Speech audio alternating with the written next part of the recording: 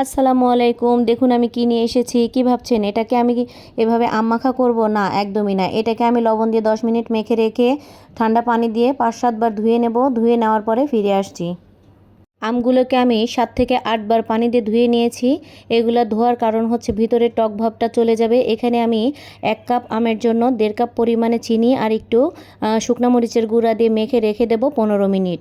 15 minute পরে দেখুন চিনি গলে পানি উঠে এসেছে, আর চিনিটা দেওয়ার কারণে আমগুলো একদম দানা দানা ভাব থেকে যাবে।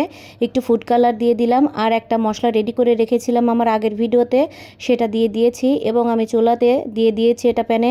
এখন এই মাখা আমগুলোকে ঢেকে ঢেকে নাড়তে হবে, এতে করে আমগুলো সুন্দর মতো সেদ্ধ হয়ে যাবে, আবার এগুলো একদম গলেও যাবে না। এটা ঝরঝরে হয়ে এলে হাতে সামান্য তেল মেখে কুসুম গরম অবস্থায় গোল গোল নাড়ু করে নেব। এটা রোদে দেওয়ার ঝামেলা ছাড়াই সারা বছর সংরক্ষণ করা যায়। দেখা হচ্ছে পরবর্তী ভিডিওতে। আল্লাহ হাফেজ।